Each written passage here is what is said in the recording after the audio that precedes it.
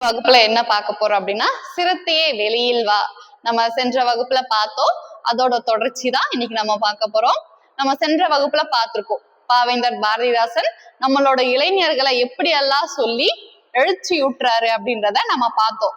சரியா? அறியாமை அப்படின்ற ஒரு கூண்டுக்குள்ள இருக்கக்கூடிய இளைஞனை நம்மளுடைய வீரம், நம்மளுடைய வரலாறு எத்தகையது அப்படின்றத நம்ம கிட்ட உணர்த்தி, அத்தகைய வீரம் வரலாறு கொண்ட இளைஞனே, நீ அந்த கூட்டுக்குள்ள முடங்கி இருக்காத, சிங்கம், புலி, சிம்புல் பறவை எல்லாம் எப்படி வலிமை கொண்டு இருக்கோ அதே ஆற்றலும் வலிமையும் கொண்டவன் தான் நீ.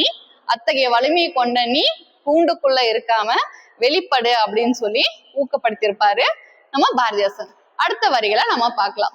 கை விரித்து வந்த கயவர் நம்மிடையே பொய் விரித்து. கை விரித்து வந்த கயவர்னா யாரு?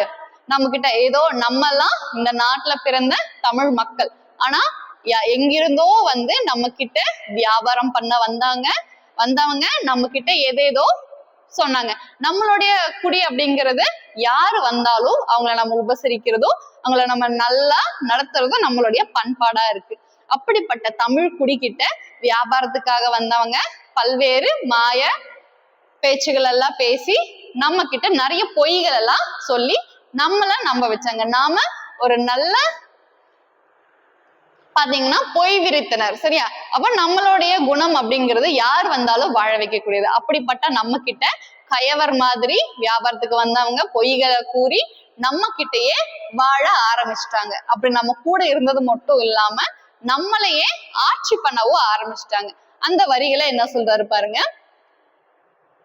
பொய் விரித்து நம் புலன்கள் மறைத்து, இந்த மாதிரி நிறைய பொய்யுரைகள் எல்லாம் கூறி நம்மளுடைய அறிவையே நம்பும்படியா, நம்மளுடைய அறிவை மறைச்சிட்டாங்க.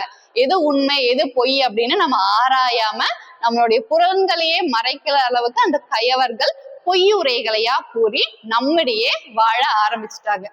தமிழுக்கு விளங்கிட்டு தாயகம் பற்றி. சரியா? நம்மளுடைய தமிழுக்கு நம்ம கூட வந்தாங்க, நம்மளோட மொழியோட தொடர்ந்தாங்க, கடைசியில நம்ம மொழியவே அடக்கி வச்சுட்டு தங்களுடைய மொழியை மேலோங்கிறதுக்காக பல செயல்களை செஞ்சாங்க. இதை நாம இன்னைக்கு கூட நம்ம பார்க்கலாம். நம்மளுடைய தமிழகத்திலேயே தமிழுக்கான உரிமை எல்லா இடத்துலயும் இருக்கா அப்படின்னு பார்த்தோம்னா கேள்விக்குறிதான். ஏன்னா பல பள்ளிகள்ல இன்னைக்கு தமிழ் மொழியே கிடையாது. நம்மளுடைய தமிழ்நாட்டுல கூட பல பள்ளிகள்ல தமிழ் மொழி கிடையாது.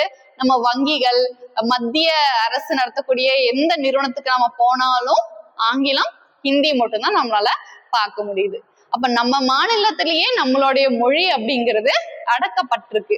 அப்படிதான் அன்றைய காலத்திலயும் ஹிந்தி அப்படின்ற மொழி சரியா நம்ம கிட்ட திணிக்கப்படுது. அப்ப நம்மளுடைய தமிழுக்கே விலங்கிட நினைத்தாங்க. அதே நிகழ்வு இன்றைக்கு வரைக்குமே நமக்கு தொடர்ந்துட்டு இருக்கு. அடுத்து பாருங்க. தமிழுக்கு விளங்கிட்டு தாயகம் பற்றி நமக்குள்ள உரிமை தமக்கென பார் எனில். சரியா? அப்போ இந்த நாடு எங்க இருந்தோ வந்தவங்க, இந்த நாடு எங்களோடது, இதுக்கான உரிமை எங்களுக்கு அப்படின்னு ஒரு வேற்று மொழியாளர் வந்து நம்ம கிட்ட வந்து ஆட்சி பண்ணக்கூடிய நிலை நாம இன்னைக்கு பார்க்க முடியாது. நம்ம கிட்ட வந்து நம்மளோட மொழியை எடுத்துக்கிட்டு கடைசியில நம்மளுடைய மொழியவே வச்சு ஆழ ஆரம்பிச்சுட்டாங்க. அத்தகைய நிலை நம்ம இன்னைக்குமே நம்ம தமிழகத்துல பார்க்க முடியுது. நம்மளுடைய எல்லா இடத்துலயும் நம்ம தமிழர்கள் தான் இருக்காங்களா அப்படின்னு பார்த்தோம்னா கிடையாது. எல்லா இடத்துலயும் வேற்று மொழியாளர்களின் ஆதிக்கம் அதிகமா இருக்கு. வேற்று மொழியாளர் ஆதிக்கம் அதிகமா இருந்துச்சுன்னா நம்மளோட மொழிக்கான முக்கியத்துவம் குறைந்து போயிடும். ஒரு மொழிக்கான முக்கியத்துவம் அந்த இடத்துல குறைஞ்சு போச்சுனாலே நம்மளோட மொழி என்ன ஆயிடும்?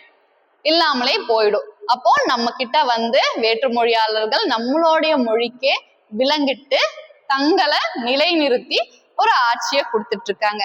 அத்தகைய சூழல்ல தான் நாம இருக்கோம். சரியா? வழி வழி வந்த உன் மரத்தனம் எங்கே? அப்ப இப்படிப்பட்ட ஒரு ஆட்சியில நம்ம வாழ்ந்துட்டு இருக்கோம் அப்படின்னா நம்ம யாரு, நம்ம எத்தகைய வழியில வந்திருக்கோம் அப்படின்றத நம்ம கொஞ்சம் உணரணும்.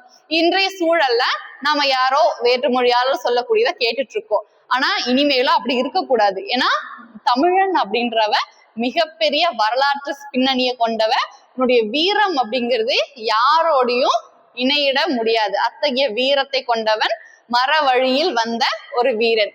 கல்வியாலோ, வீரத்தாலோ, பண்பாடாலோ, கலாச்சாரத்தாலோ எல்லாத்துலயும் உயர்வான நிலையில இருந்தவன் தான் தமிழன். இப்படி உயர்ந்த நிலையில இருந்த தமிழன் இன்னைக்கு என்ன பண்றா? தன்னுடைய செயல் நடக்கணும் அப்படிங்கிறதுக்காக யார் யார்கிட்டயோ போய் கொடுக்கக்கூடிய வேலைகளை செய்யறா. அப்ப அந்த மாதிரி ஒரு மரத்தனம் கிடையாது உன்னோட மரத்தனம். வீரம் நிறைந்த ஒரு இளைஞன் நீ. அத்தகைய உன்னுடைய வரலாறு எல்லாத்தையும் நீ எடுத்து யோசி. இப்ப இருக்கக்கூடிய அந்த ஆட்சியை நீங்க கேள்வி கேளுங்க அப்படின்ற மாதிரி அழகா சொல்லியிருக்காரு பாரதிதாசன். அடுத்த வரிகளை நாம அடுத்த வகுப்புல பார்க்கலாம். நன்றி.